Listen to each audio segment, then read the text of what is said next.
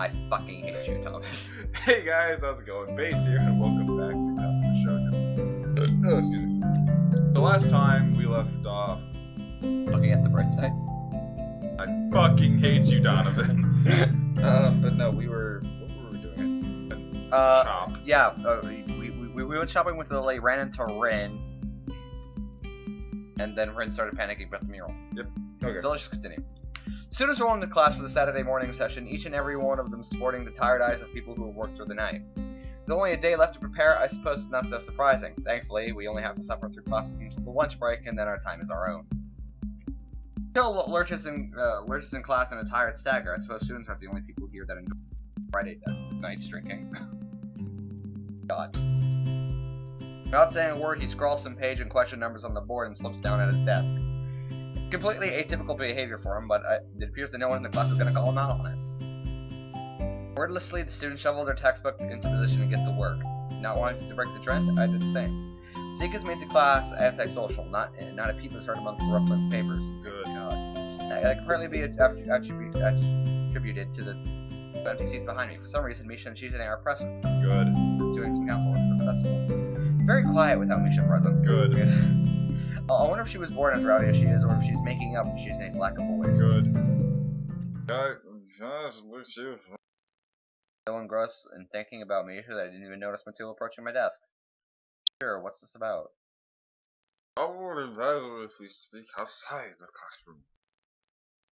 Thinking about this doesn't sound too good, but I stand and follow him out in the hallway. Joe stands in the hallway, scratching his head as he works out what he's trying to say. Not knowing what's going on, I wait silently.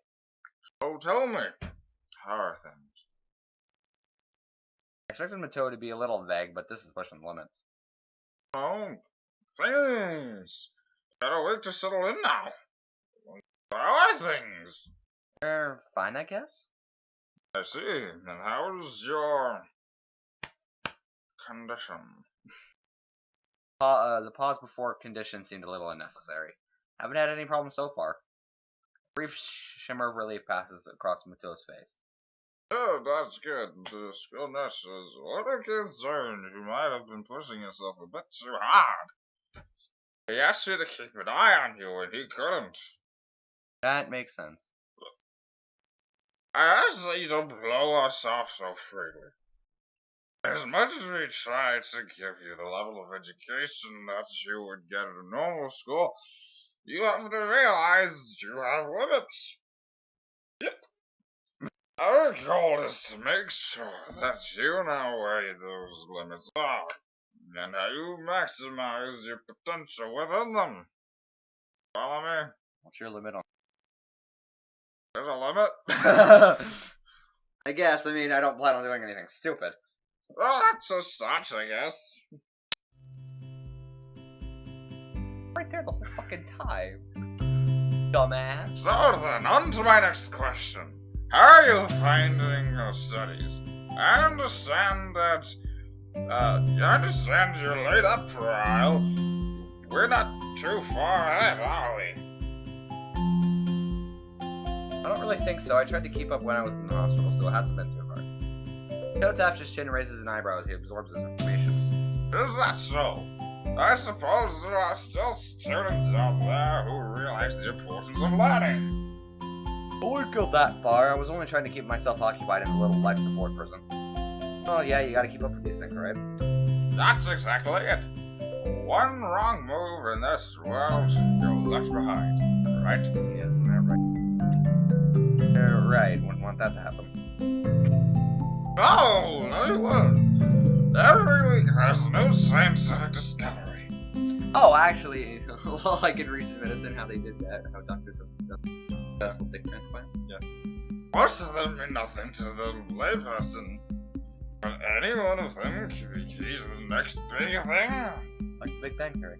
I'll keep that in mind. It's obvious that Mutou's serious talk is over and he's gone back to his standard, slightly scatterbrained approach to life.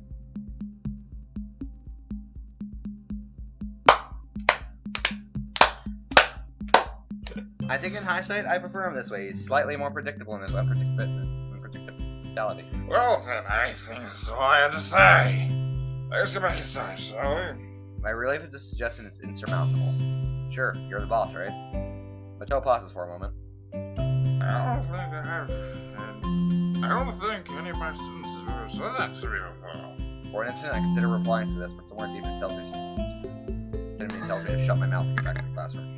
A few of the students jump at the sound of the door, rapidly trying to pretend that they are working on the questions on the board. Some don't even bother. They had something in the desk as they napped. Thankfully, it would appear that Mutou doesn't even notice them. He returns to his desk and retrieves a scientific journal from one of the drawers. I guess I got him there. Class returns to its near silence that Mutou and I left it in before our chat. Mixed feelings of tiredness and anticipation buzz around the room. Everyone here is either waiting for a chance to rest or the chance to get their last-minute preparations underway. The clock on the wall ticks slowly ticks the remaining class time away until finally the bell cries out, ending the torment. Before you all leave, I expect the answers for those problems by Monday. Flash sighs as one instantly regretting slacking off, but still acutely aware of the more pressing issues at hand. The classroom empties as a blink as everyone rushes to the last minute of festival preparations. I stay behind and should try to quickly finish the quick question so I don't have to bother there over the rest of the weekend for the festival and all tomorrow. Apart from me, Hanako is the only one left, obviously waiting for Lilly. I think that Lilly comes all the way to our classroom to pick her up. I expect that moving around is at least nominally hard for her than it is for Hanako. But this is none of my business, so I naturally don't ask about it for Hanako. Despite the relative proximity of our seats, neither tries to strike up a conversation about that or anything else either, so an oppressive silence falls upon the classroom.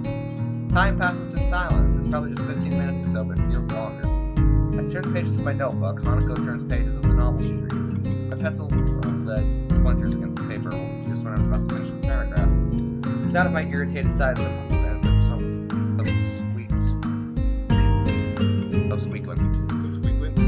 fumble around for a sharpener feel like they're breaking the mood of the classroom. Hanako keeps her eye firmly away from my direction. Before long, Lily's tall figure appears in the hallway. Golden dog! Hanako? Oh, jeez. Her name is all it takes to make Hanako jump up from her desk and run to Lilly.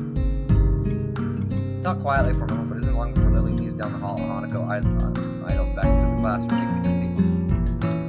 I watch Hanako out of the corner of my eye out of sheer curiosity at the idea that seems to be separated. For a couple of minutes, she does nothing but sit with her chin in her hand, staring at the desk dejectedly. The boredom evidently becomes too much for her slender frame reaching into her bag and pulling out a small book. Come to think of it, isn't that the one I saw her reading at the library? She must be quite a fast reader to get Why would Lilly leave her to her own devices? Seems quite out of the ordinary, going by Hanako's reaction. Ah, that's right. I think Lilly mentioned something about going into the town today with a rainbow. Thought of that makes me look outside. Bright sun and occasional people wandering around and enjoying the afternoon make me wonder maybe you're going to get out of school or at least do something other than sit here.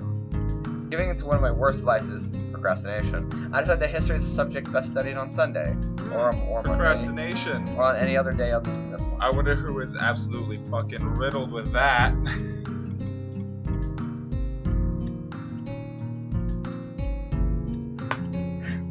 Fuck. Exactly. Oh, whatever, it's only more so.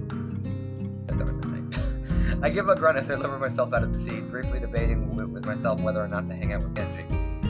No. He doesn't strike me as the enjoying the nice weather outside with others kind of person, really, so I guess I'll catch up with him later. Changing tack, I briefly entertain the idea of talking with Hanako, but by the time I look at her seat and thank him, she must have left the library.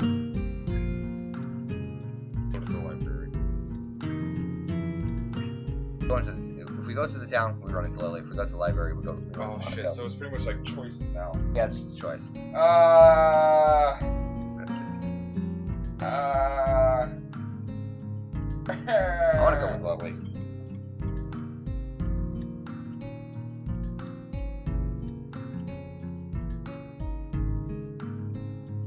Fine, going to town. Okay. Following Hanako's library seems a bit intrusive. There was a reason she left the classroom after all. That aside, I do want to catch up with Lilly. At the very least, I'd like to thank her for looking out for me despite her other, obviously taxing duties. I guess I'll walk around town. With any luck, I should be able to find Lilly. The exercise will do me some good as well. Walking through the school courtyard to the gate, I give a small nod to a couple of passing classmates and gesture being returned in kind. Even from here, the shouts of sports club members can be heard. Sheer sheer volume of the din distracted me entirely. I remember what Lilly said years ago, being dropped right in the middle of a busy time for school. While I'm trying to keep my bearings and catch up on the study that I've missed, everyone else is doing normal school activities. The feeling of being foreigner still hasn't dissipated, at least not yet. Well, I guess not everybody does that. This is a private school, and that much is easily noticeable right outside. No one in school grounds the buildings themselves are immaculate, quite different from a dime a dozen concrete blocks of public schools. It also affected the much stronger feeling of community here, or at least a friendlier atmosphere. My old school was generally accepted that people girls would be emphasized. Eventually, I reached the gate and began to walk down the road into town. Oh, that was really productive. Having seen a fair portion of the town, houses perched on the hills or the outskirts, I decided to take a walk around the park before I headed back. Living in the city all my life, the total lack of smartly dressed businessmen and fashionable industrial strikes me as incredible. That's all to be seen in this oddly... all this to be seen are the odd elderly person jumping along the sidewalk, and it's sort of visually chatting apparently midway through the house. Walking along the road to the park quietly distracts me from them, though making me realize that I perhaps pushed myself further than I should have done. Good. As my breath begins to wheeze and my chest tightens more and more, I give up on the prospect of Shoujo. Yes. After a quick glance around the park as I enter, I take a seat on a wobbly old bench and notice a couple of venison machines. What? I don't know. For a couple of minutes, I sit with my head bent over it, forcing myself to take deep breaths. I feel more like an old man than a teenager who should be in the prime of his life. Stay in the hospital, the surgery and the medication must be taking their toll on me. Damn it. Eventually, my breathing returns to normal and the muscles in my chest loosen. Not without a fair measure of relief. I guess this means the end of my little sojourn, though, in any case. There's a cafe on the far corner, so I'll stop by to quench my thirst before heading back. Shanghai. The little bell above the door signals my arrival to an empty counter. For a few minutes I stand there waiting, my eyes every now and then drifting from one end of the counter to the other and searching for a service bell. Oh, hello. Eventually a door some ways behind the counter opens, a person emerging from it to me by complete surprise. You know?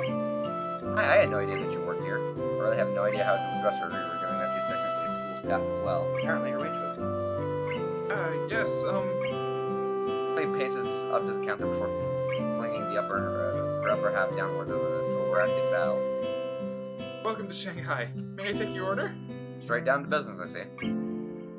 Don't know. Well, some coffee, please? Yes, certainly. I'll right away and bring it to you when... Thanks. This formality takes me aback. She seems to take her job very seriously. Obeying her instructions, I turn around and quickly glance around for a free table.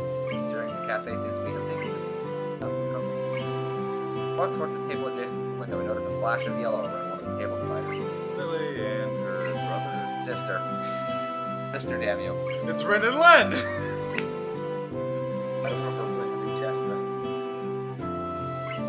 Sure enough, no more than a glance is needed to ascertain that a certain Katawa was at the table. That said, I don't recognize the figure across the table from her.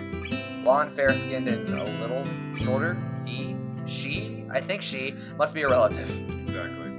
Since the two are all but silent as the suited figure takes a swig from a cup of coffee, I decide to greet Lily. Some part of my coming here was in order to meet her, after all. Hi, Lily. Ciao. Yeah, nice to see you again. You could be Akira. The student girl looks up, and noting my uniform with a relaxed smile. No, I guess. As good as an approximation of our relationship as I can think of. Here to take a seat. She says this to the air beside me, but the message is clear enough and I take a seat beside her. I suppose some introductions might be in order. So this is Akira Setao, my older sister Akira. This is Hisao Nakai, another Yamaki student. Looks like my guess was correct. The newly introduced Akira gives a nod, which I return. What I don't return, however, is the almost analytical gaze with which she looks me over. As she does so, Yuko walks up to the table and carefully places the coffee on the table before bowing and taking a sip. Gently bringing my hand to the side of the cup, I realize that it's already just at the right temperature to drink. After taking a sip, the flavor turns out to be just as good as the temperature. Yuko seems to be a lot better at this than being a librarian. librarian, damn it. Librarian. Librarian! I take a good long drink before relaxing into the seat. It takes mere seconds for Akira's examination to come to an end. Apparently becoming quickly bored with the activity, she turns to her sister. Oh, how's school recently? Akira is entirely unconcerned with someone else she doesn't know at all, listening to everything they say. Not that I mind, leaving them to their chattering. I sit back and continue drinking the pleasantly aromatic. Sounds like it's pretty. Oh wait, that's your back. Sounds like it's pretty busy for you then. And we're gonna end it there. Thank you guys so Yeah. much for watching. And also feel free to follow us on Twitter and like us on Facebook. It helps a lot to get noticed. Anything to say, Donovan? I don't think we're gonna be done with that one, buddy. If we just chain record.